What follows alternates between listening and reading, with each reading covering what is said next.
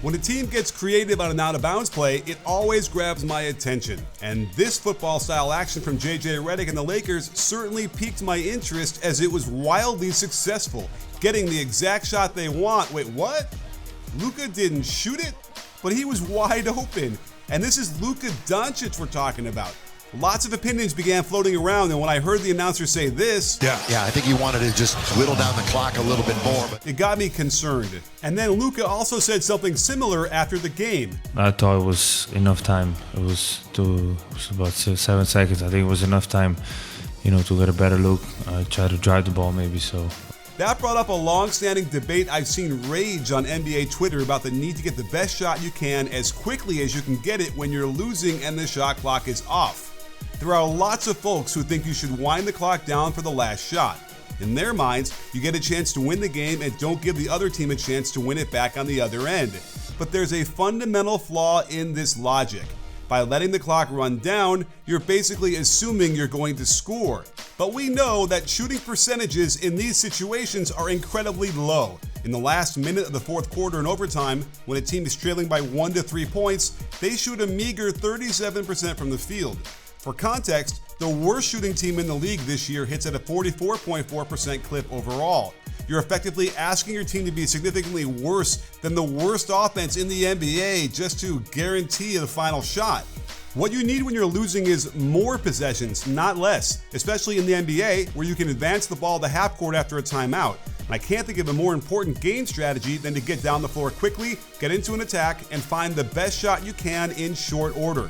A prime example is when the Heat hosted the Cavs back in November. They're down 3, the shot clock is off, and they push the ball up. Donovan Mitchell finds a decent look and lets it fly. Is it a perfect shot? No. But in these situations, the offense has an advantage with a scrambled defense and the opponent isn't boxing out. Because the shot went up early, Jalen Tyson is able to track down the long board. As we also know, the best percentage threes are kickouts from offensive rebounds, and this was a great shot from Sam Merrill.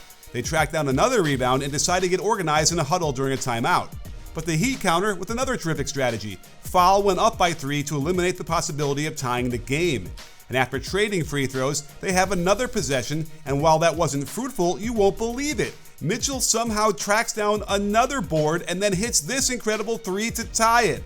Look how beneficial the strategy was. They were able to get 4 shots at the rim in less than 20 seconds, and the law of averages finally cashed in. And none of this would have been possible had the Heat not played it perfectly in the fourth quarter. With Spoelstra on this side of the floor, he freaks out when they don't look like they're going to attack quickly because he knows they are down and need more possessions.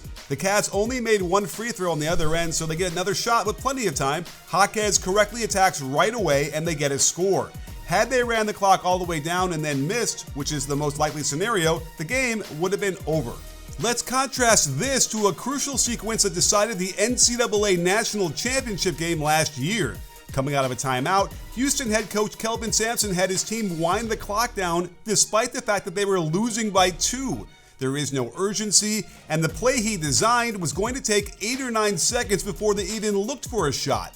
He gave them no margin for error, no chance at another possession, and the game ended in embarrassing fashion. And I suspect Sampson still doesn't know that he hurt his team's chances so profoundly. Then there was this doozy of an ending. Remember when the Suns and Lakers had this insanity back in December? First off, Marcus Smart did a dumb thing by attacking the basket when they were up by 2, but that's on brand. And check what Booker does. He immediately hunts for the best shot he can get, an open 3 from out top.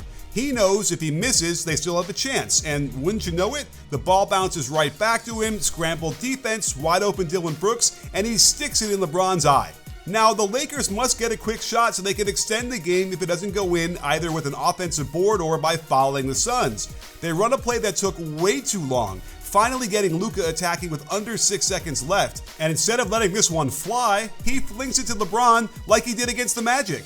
Booker was all manner of foolish for fouling here, and it cost them the game, as Allen can't get the shot off despite LeBron playing with some serious fire here in trying to block this shot.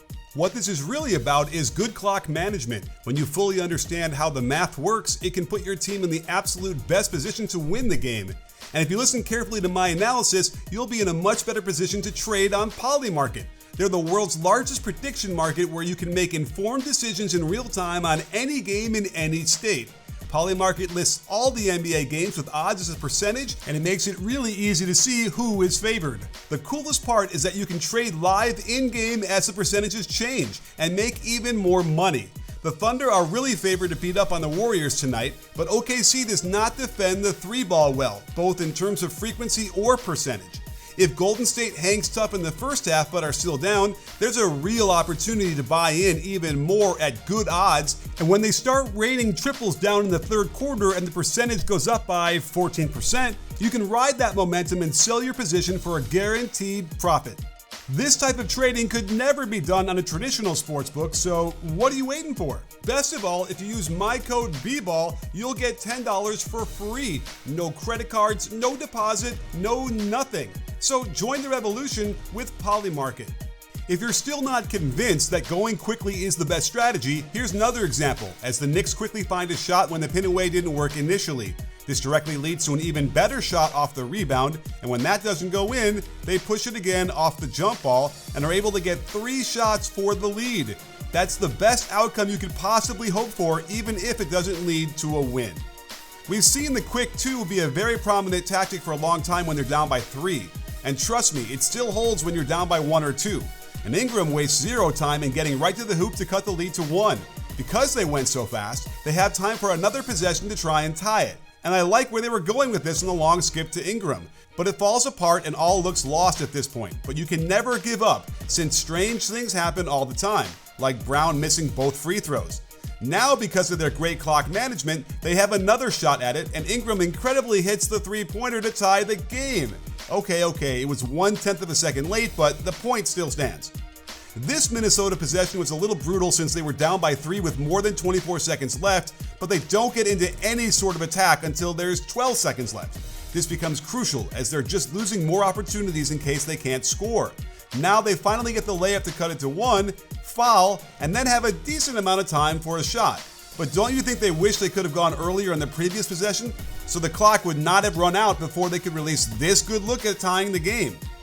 It was surprising that a Spoelstra coach team made this type of mistake, not looking to attack until there was 12 seconds left.